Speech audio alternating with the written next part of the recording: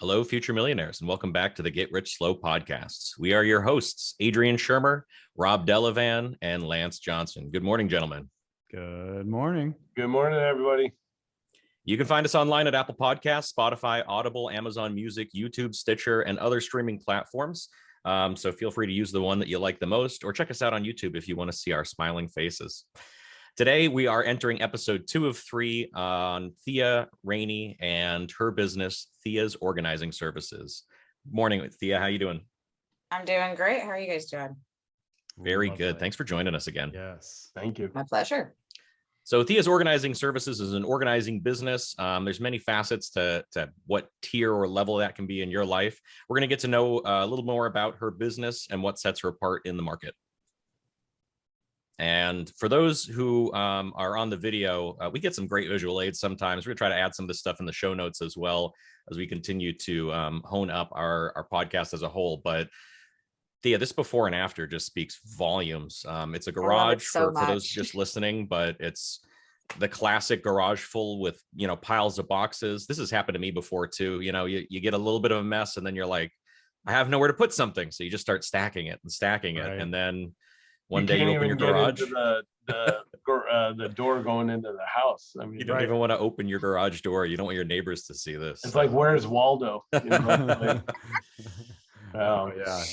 A picture is worth 1,000 words in that sense for you listeners. I'm going to rub salt in the wound, but this is fun to look at, is the before and after of Thea's work. It's pretty incredible.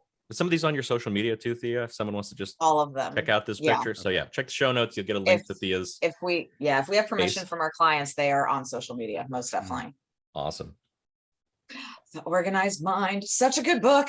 So psychologically, this book is amazing. It's very technical. So if you're not one of those person who's like really into technical things, it's not for you. But The Organized Mind is a book that literally shows you and teaches and explains how our brains have organized information from caveman status until now. Like human language, that's just a form of organization. We had to organize these thoughts and find a way to do that. And we did that by naming things and using words. So everything that we know is actually organization. We just don't know it. And this book kind of brings that to light. That's a fun one. We'll have to check that out, and we'll add that to our reading list on the associated websites. Please do. It's great.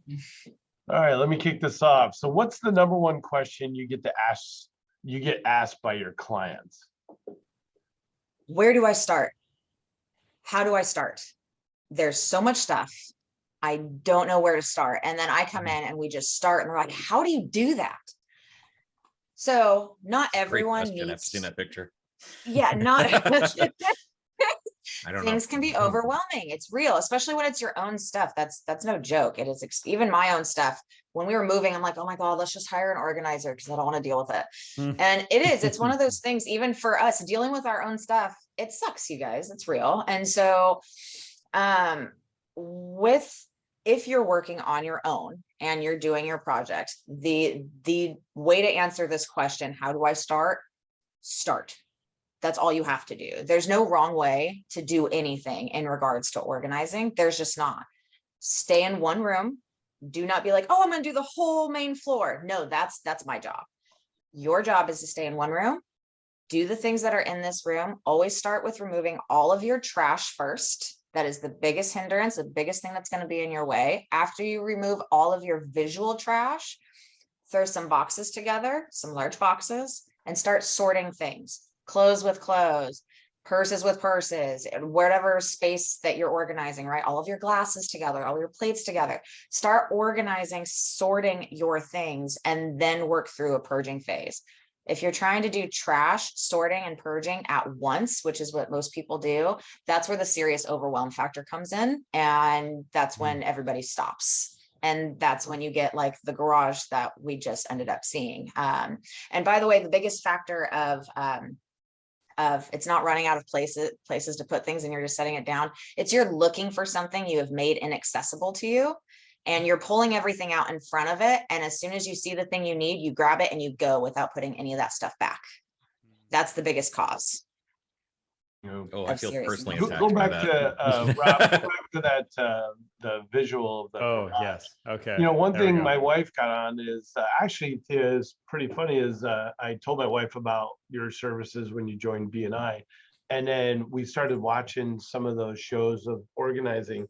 And one of the things they say is you almost have to remove everything, Yeah. get rid of the trash, sort the stuff, and then you could look at the space in a different manner. Like I see that, you know, you put before and after, you put for the tools, you put a section over there that's all together and hangings, and then, you know, you can see the bins were turned differently to for space, and then the cabinet on the right is turned a little bit, and or the door is closed, and you almost have to bring everything out and then kind of, you know, they say go back, what's your emotional attachment to this piece, you know, and then where does it go in your organization, but you almost have to remove everything and then start putting it back organized, and then you're left with those things that clutter space, but like you don't have an emotional attachment, you haven't used it in 10 years, you know, and you have to make some hard decisions about whether or not to get rid of it, to donate it, or to organize it. Exactly. And Yeah. you know, it's one of those things, a lot of people, they end up looking at their space, and you're right, if you remove everything from the space, you do get to see it with fresh eyes and get some different ideas. The one thing that's really challenging is when people are like, oh, well, I have this tiny amount of craft stuff, so I want to have this whole big crafting zone. When in reality, you don't craft a whole lot, but instead you have a whole bunch of tools that need to be dealt with. So instead of trying to make this huge space for something that you have very little of, but you want to do more of, you need to make the space for the things you have a lot of that you're keeping, and try to keep those reality goals in check a little bit. Which is why, like in the picture, we had to go out and buy organizers to install on the wall for all of his power tools. And then we had to install an entire pegboard system and have it extremely detailed laid out, because he does electrical, he does plumbing, he does this. And anyone who does a lot of different varying types of work like that, you understand that those tools are very different. And so being able to break things up properly to make your life easier is a really, really, really important part of organizing, for sure. And I love in the pictures, if you go back to the picture, is the clock and the dustpan That's are it. the same in both pictures. Yeah. Yeah. Oh yeah, we got to leave something that's just Right. recognizable, I right? love it. Oh, that's awesome. I love that. All right, Thea. My question for you is, what is your client's number one fear? So there's two, actually. So, and they're very much so equal. So I get two main fears whenever it comes to working with a client. One, the biggest one obviously is judgment. A lot of people absolutely fear judgment. I'm working with a woman right now. She is amazing. And if you went into her house, beautiful, pristine, open floor plan house, if you went to her house, you would think that it was Pinterest perfect.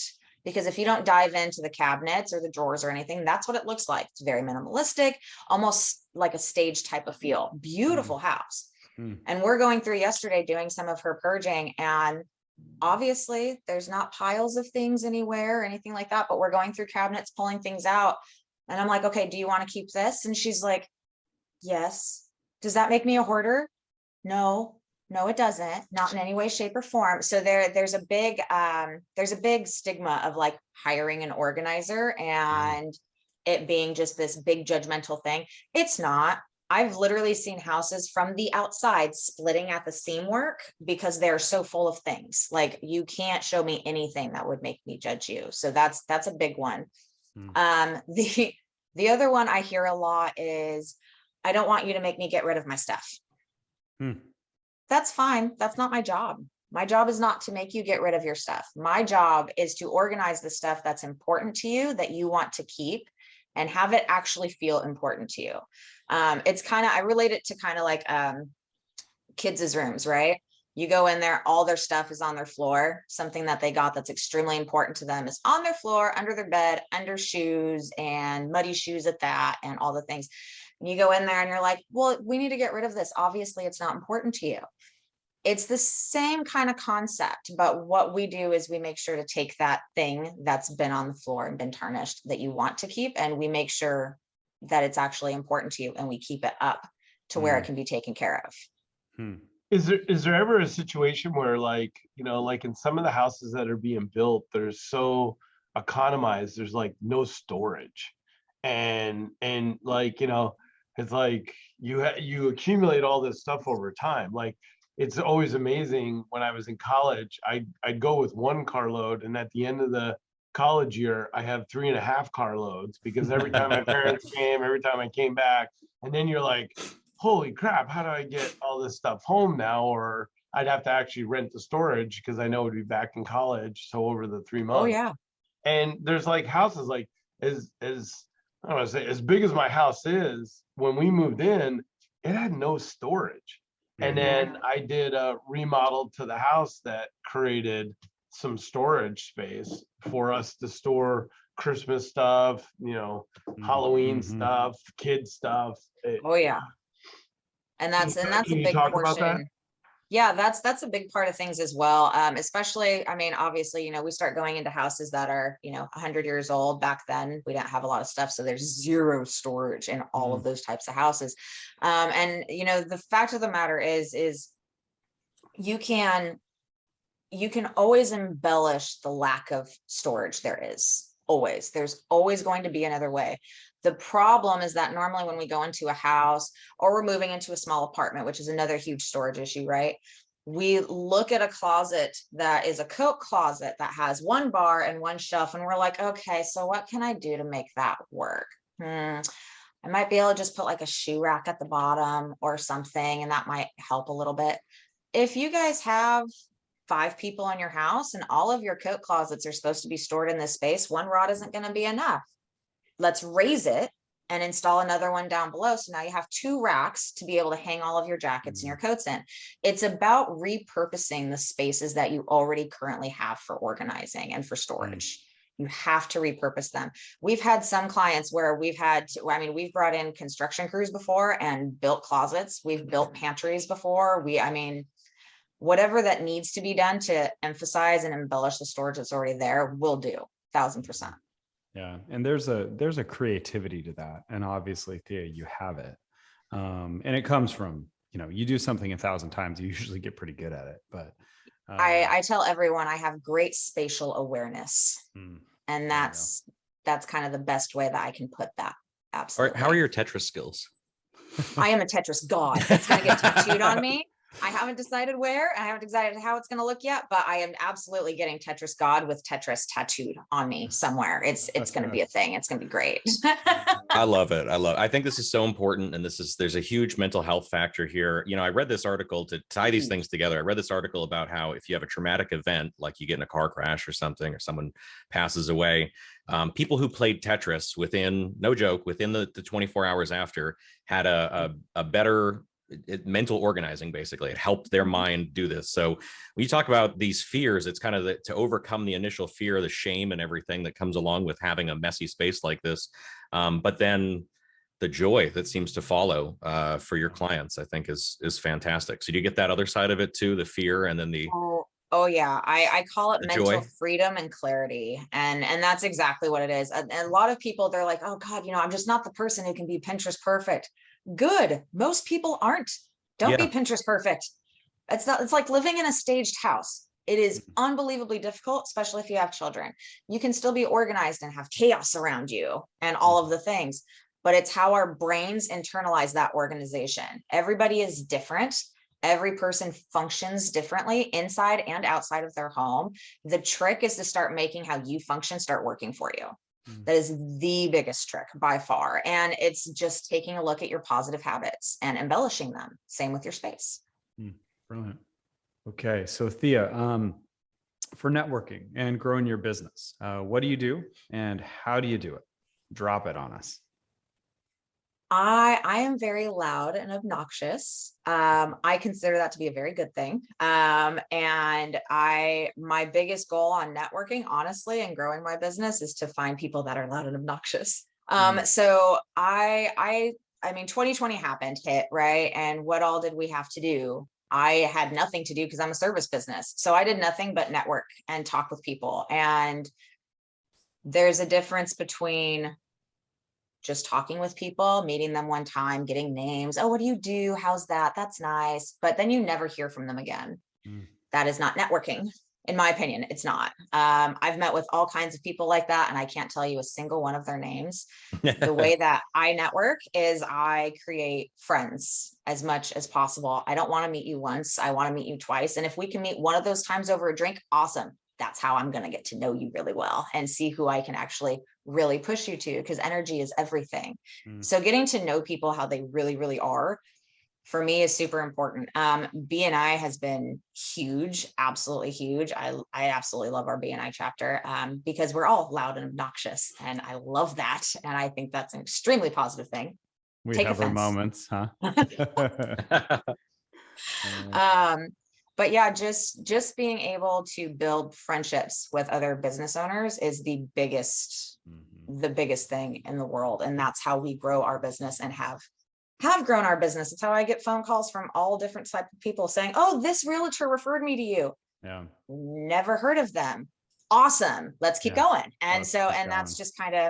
that's kind of how that works. So creating positive relationships with people, that word spreads. Yeah. Even if you don't have that relationship with them, you're a super positive person with a great connection with this person that I'm close with. So you're good.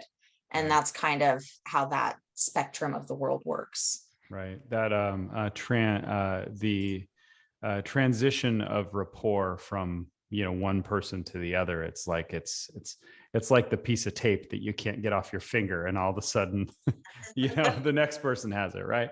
Oh yeah. This concept of knowing, and then actually what I'm hearing you say, Thea, is then you actually start to, as you get to know them, you can't, regardless of what background people are coming from, you get to know them, you're focused on business and growing each other's business, then the liking and the trusting are just a natural following of that. Absolutely. I mean, it's a natural following. And then, I mean, obviously the others with what I do, and Rob, with what you do as well, we deal with a million different types of personalities. I am not going to fit everybody's type of personality, and that's okay. But I know other organizers that will. Right. And that is the important piece, knowing the people that will fit the people that you know. And that's that other important piece for sure. Yeah. Wonderful. Thank you so much, Thea. Thea, where can we find you? Oh, again, everywhere. So I am on Facebook. I'm on Instagram, both of which, if you type in Thea's Organizing, you'll find me. And then our email is a great way to reach out to me, as well as phone, text. I'm queen of communication. So theasos@outlook.com is my email. Feel free to send me an email or give me a call, text, or anything on any one of our social media platforms. Excellent. And as always, you can find Rob, Lance, and I check in the show notes. You'll get a link through to our websites. You'll also find theasorganizingservices.com, that link there. And hopefully you can jump on the social media at least and see some of these before and after pictures, which are fantastic. ROI-fa.com/events is where you can find out what we're doing locally. We've got a bunch of stuff coming up. Sip and Mingles. We've got a Learn and Grow on August 12th, Summer Bash on the 20th.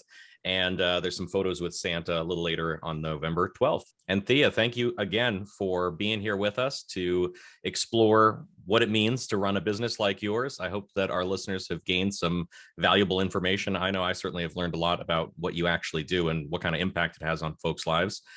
Next episode, we will explore where you're headed next. This is part 2 of a 3-part series. So next one will be the last, and we'll kind of close out figuring out what the future looks like for you and your organizing services company. Awesome. Looking forward to it. Looking forward to it. And thank you for listening to our audience.